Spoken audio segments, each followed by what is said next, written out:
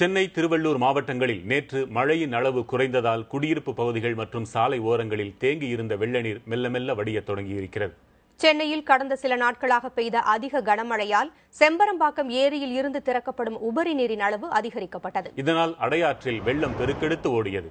இந்த வெள்ளநீர் கரையோரம் குடியிருந்த மக்களின் குடியிருப்புகளில் புகுந்ததோடு சாலைகளிலும் கரை புரண்டோடியது. போக்குவரத்து முற்றிலுமாக முடங்கியது. வாகனங்கள், கால்நடைகள் போன்றவை வெள்ளத்தில் அடித்துச் செல்லப்பட்டன. பெரும்பாலான இடங்களில் மின் இணைப்பு துண்டிக்கப்பட்டது. தொலைத்தொடர்பு சாதனங்கள் செயலிழந்த நிலையில் தொலைத்தொடர்பு சேவைகள் முடங்கின. சென்னை மாநகரமே முற்றிலுமாக செயலிழந்தது போன்ற நிலை ஏற்பட்டது. இந்த நிலையில் சென்னை, காஞ்சிபுரம், திருவள்ளூர் ஆகிய மாவட்டங்களில் நேற்று மழையின் அளவு குறைந்ததால் நீர்த்தேக்கங்களில் இருந்து திறந்துவிடப்படும் நீரின் அளவு கணிசமாக குறைக்கப்பட்டுள்ளது. எனவே சாலைகள் மற்றும் குடியிருப்புகளில் வெள்ளநீர் வடிய தொடங்கியிருக்கிறது. வெள்ளம் வடிய தொடங்கிய பகுதிகளில் போக்குவரத்தும் தொடங்கியிருக்கிறது.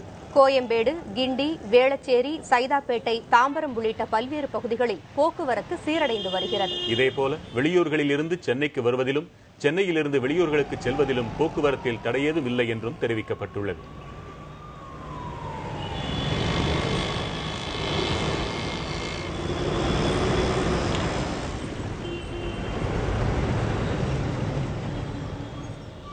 சென்னை மற்றும் புறநகரில் பால் மற்றும் காய்கறி தட்டுப்பாடு ஏற்பட்டுள்ளது.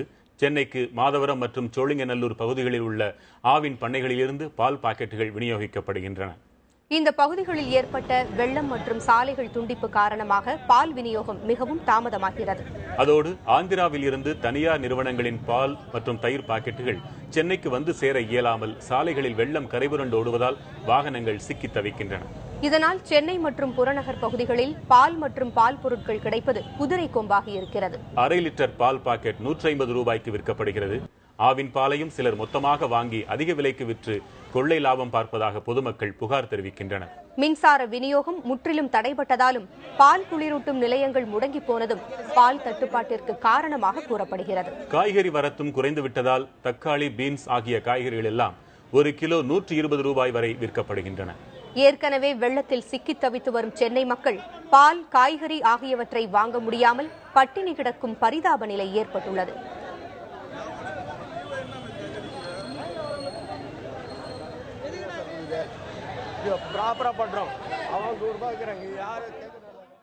சென்னையில் மழை வெள்ளத்தால் பெரிதும் பாதிக்கப்பட்டுள்ள நிலையில் சென்னையில் இருந்து ஏராளமானோர் சொந்த ஊர்களுக்கு திரும்பி வருகிறார்கள். வெள்ளம் பாதித்த இடங்களில் மின்சார துண்டிப்பு, அத்தியாவசிய பொருட்களுக்கான தட்டுப்பாடு, கடும் விலையேற்றம் போன்றவற்றால் குடும்பமாக ஏராளமானவர்கள் சொந்த ஊர்களுக்கு திரும்ப முயன்று வருகிறார்கள். மழை ஓய்ந்துள்ள நிலையில் வெள்ளம் வடிந்து போக்குவரத்து ஓரளவு தொடங்கியிருப்பதை அறிந்து பலர் குடும்பத்துடன் வெளியூர்களுக்கு செல்ல பயணப்பட்டு வருகின்றனர். இதன் காரணமாக காலை 8 மணி வரை வெறிச்சோடி இருந்த சென்னை கோயம்பேடு பேருந்து நிலையம் தற்போது பயணிகள் கூட்டத்தால் திணறி வருகிறது. பேருந்துகளின் எண்ணிக்கை குறைவால் பல பேருந்துகளில் மக்கள் கூட்டம் அலைமோதுகிறது. மக்கள் பயணம் செய்ய ஏதுவாக ஒவ்வொரு மண்டலத்தில் இருந்தும் சிறப்பு பேருந்துகள் இயக்கப்பட்டு வருகின்றன. மதுரை மண்டலத்தில் இருந்து மட்டும் 80 சிறப்பு பேருந்துகள் இயக்கப்படுகின்றன. ஆந்திரா மாநிலத்திற்கு செல்லும் பயணிகள் கூட்டம் அதிகரித்துள்ளதால் பேருந்துகளில் கடும் நெரிசல் ஏற்பட்டுள்ளது.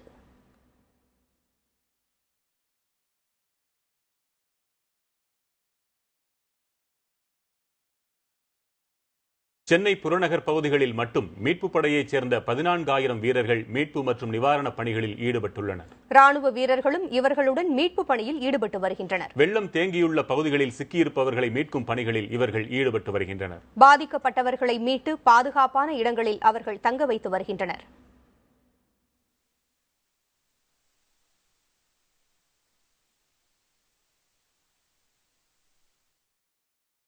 கோட்டூர்புரத்தில் வெள்ளம் பாதித்த பகுதிகளில் தேசிய பேரிடர் மீட்புக் குழு, இந்திய ராணுவம், கடற்படை மற்றும் தமிழக கமாண்டோ படையினர் மீட்பு பணிகளில் ஈடுபட்டு வருகின்றனர். இது பற்றிய விவரங்களை தருகிறார் செய்தியாளர் அபிநயா. சென்னையில் பெய்த கனமழையின் காரணமாக செம்பரம்பாக்கம் ஏரியிலிருந்து அதிகமான நீர் திறந்து விடப்பட்டதால் அடையாறு ஆற்றில் வெள்ளப்பெருக்கு ஏற்பட்டது. இதனால் அதன் அருகில் இருந்த பல தாழ்வான பகுதிகள் பெருமளவிற்கு பாதிப்புக்கு உள்ளாகியது. அப்படி பாதிப்புக்கு உள்ளாகிய பகுதிகளில் ஒன்றுதான் நாம் இப்போது இருக்கக்கூடிய கோட்டூர்புரம். இந்த கோட்டூர்புரம் பகுதியில் இருக்கும் இந்த குடிசை மாற்று வாரிய கட்டடங்களை பொறுத்தவரைக்கும் இப்பொழுது நம்ம ஒளிப்பதிவாளர் அந்த காட்சிகளை உங்களுக்கு காண்பிப்பார். அந்த இருக்கும் இந்த முதல் தளம் வரைக்குமே தண்ணீர் தண்ணீர் வந்துவிட்டதாக இந்த பகுதிவாசிகள் தெரிவிக்கின்றனர். நீங்கள் பார்த்து கொண்டிருக்கும் இந்த கட்டடத்தின் முதல் தளம் வரை தண்ணீர் வந்தது. இதற்கு மேலும் இன்னும் தாழ்வாக இந்த பகுதிகளில் 2ஆம் தளம் வரையிலும் தண்ணீர் வந்துவிட்டதாக இந்த பகுதி மக்கள் தெரிவிக்கின்றனர். தொடர்ந்து இந்த பகுதியில் பல்வேறு வீரர்கள் மீட்பு பணிகளிலும் உணவுப் பொட்டலங்கள் குடிநீர் கொடுக்கும் அந்த பணிகளிலும் ஈடுபட்டு வருகின்றனர். தேசிய பேரிடர் மீட்பு குழுவிலிருந்தும் தமிழக கமாண்டோக்களிலும் இருந்தும் அதேபோல் மாநில பேரிடர் மீட்பு குழு, ராணுவம், கடல், நேவி இவர்கள் அனைவருமே மீட்பு பணிகளில் ஈடுபட்டு வருகின்றனர். இருந்தாலும் இந்த பகுதிகளில் இருக்கும் சில மக்கள் பணிகளில், அதாவது இந்த இடங்களை விட்டு தங்களுடைய பொருட்களும் உறவினர்களும் இங்கே இருக்கும் காரணத்தினால் வெளியேறாமல் இருக்கின்றனர். இங்குள்ள இந்த மீட்பு பணிகள் குறித்து சொல்வதற்காக தமிழக கமாண்டோவை சேர்ந்த வெங்கடேஷ் நம்மோடு இருக்கிறார். அவரிடம் கேட்கலாம். ஆனால் இங்கே இப்போ நீங்கள் எவ்வளோ நாளாக இந்த மீட்பு பணியில் இருக்கீங்க? எந்த அளவுக்கு இந்த மீட்பு பணி நடந்துட்டு இருக்கின்றது? மேடம், நாங்கள் 3 டேஸாக அங்கே ஒர்க் பண்ணிட்டு இருக்கோம் மேடம். தமிழக இது வரைக்கும் நல்லா ரெஸ்க்யூ பண்ணிட்டு தான் இருக்க மாட்டோம். எல்லாருமே இது வரைக்கும் ஒரு 1000 பேர்கிட்ட வந்து நாங்கள் வந்து எங்கள் கமாண்டோ டீம் வந்து எல்லாரையும் சிறப்பாக எல்லாம் வெளியே அனுப்பிச்சிருக்கோம். எங்களோட கூட வந்து NDRF டீம் வந்திருக்காங்க, நேவி வந்திருக்காங்க, இந்தியன் ஆர்மி வந்திருக்காங்க. எல்லாம் சேர்ந்து கோஆர்டினேஷனாக வந்து டீம் பீப்புள்ஸ் சேவ் பண்ணுறோம். அதுமாதிரி இன்னைக்கு காலையிலேருந்து எல்லாம் ஃபுட் அரேஞ்சு டோட்டலாக எல்லாம் கொடுத்துட்ருக்கோம். மக்கள் வந்து இன்னையை பொறுத்த வரைக்கும் நல்லா வந்துட்டு இருக்காங்க. ஆனால் இதுக்கப்புறம் சாப்பாடு ஃபுட்டெல்லாம் கிடைக்காதனால நான் இங்கே இருக்கிறோம் அப்படின்னு சொல்லிட்டு இருக்காங்க மேடம். இது போன்ற இந்த மீட்பு பணிகள் தொடர்ந்து நடைபெற்று வந்து கொண்டிருக்கும் இந்த சமயத்தில் இப்பொழுது தேசிய பேரிடர் மீட்பு குழுவிலிருந்து முரளிதர் நம்மோடு இருக்கிறார். அவரிடம் கேட்கலாம். சார், நீங்கள் இந்த மீட்பு பணியில் ஈடுபடும் போது என்னென்ன சவால்கள் எல்லாம் சந்திக்கிறீங்க? அப்படி ஒரு ப்ராப்ளம் இருக்காது. பப்ளிக்கினெல்லாம் சாப்பாடெல்லாம் டிஸ்ட்ரிபியூட் பண்ணியிருக்குது. ஃபுட் பேக்கெட் எல்லாம் லாஸ்ட்டு 3 days ரெஸ்க்யூ பண்ணதுங்க. At about 2000 more than 2000 public நம்ம ரெஸ்க்யூ பண்ணியிருக்குது ஆல்ரெடி. இன்றைக்கி கொஞ்சம் தண்ணி கம்மியாகிடுச்சு. இன்றைக்கி நார்மல் தான். பப்ளிக் வந்து அவுட் சைடில் வர தயார் கிடையாது. யார் தயார் இருக்குது அவரெல்லாம் கூட்டிகிட்டு போகுது NDRF, அப்புறம் நேவி எல்லாம் சேர்ந்து.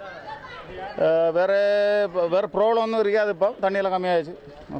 அது தண்ணி நேற்று இருந்ததை விட இப்பொழுது இந்த வெள்ள நீர் என்பது வடிந்து கொண்டிருக்கிறது.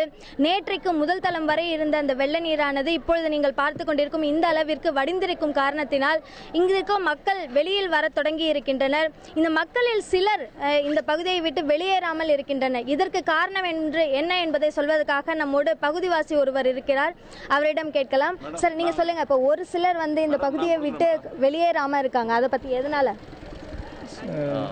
ஃபுல்லாக தண்ணியும் இதுவாக இருக்குது. அதனால் இன்னும் வெளியே போகாத பாதி பேர் இன்னும் இருக்கிறாங்க. வீடெல்லாம் ரொம்ப மோசமாக இருக்குது. வீட்டில் இருந்த சாமான் ஒன்று கூட எடுக்கல, எல்லாம் அப்படியே கிடக்குது. அதெல்லாம் க்ளீன் பண்ணின்னு எல்லாம் இது பண்ணின்னு இருக்காங்க பாதி பேர். சார், இப்போ நீங்கள் வந்து இப்போ இங்கே மீட்பு பணிகளில் ஈடுபட்டு இருக்கவங்களுக்கு வழிகாட்டும் ஒரு பணியில் ஈடுபட்டிருக்கீங்க. இங்கே மீட்பு பணிகள் இன்று தான் தொடங்கி இருக்கிறதா இந்த பகுதி மக்கள் தெரிவிக்கின்றாங்க. இது எதனாலன்றதை சார்? இல்லைங்க மேடம், ஏற்கனவே வந்து நாங்கள் வந்து மாண்புமிகு தமிழக முதலமைச்சர் உத்தரவு பேரில் வந்து NDRC டீம் வந்து எல்லாம் இங்கே வந்து ஒரு 13 குழுக்களாக பிரிஞ்சு வந்து எல்லாரும் இதில் செயல்பட்டுக்கிட்டு இருக்கிறாங்க. மேற்கொண்டு வந்து இங்கே இருக்கிறவங்க வந்து நேற்றும் ஸ்ரீநகர், கோட்டுப்புறம் இருக்கிற எல்லா ஏரியாவிலையும் ஒவ்வொரு மக்களையும் உள்ளே இருக்கிறவங்களாம் வெளியே வந்து டெய்லி வந்து 200 பேர் 300 பேர் கொண்டு போயிட்டே இருக்கிறோம். அவங்கள அனைவரையும் வந்து வெளியேற்றிட்டு இருக்கிறோம். அவங்களுக்கு தேவையான ஃபுட்டு, வாட்டரு எவ்வளோ தேவையோ எல்லாரையும் அவங்களுக்கு கொடுத்துக்கிட்டு இருக்கிறோம். இன்னொன்று வந்து சின்ன சின்ன வீடுங்களை மாடிங்களில் தங்கியிருக்கோங்க. அவங்களையும் நம்மளை வந்து மேலே ஏறி வந்து ஏணி மூலமாக வந்து இறக்கி கொண்டு வந்து மீட்பு பணிகள் தொடர்ந்து நடந்துட்டு இருக்கு அப்படின்றத சொல்றீங்க.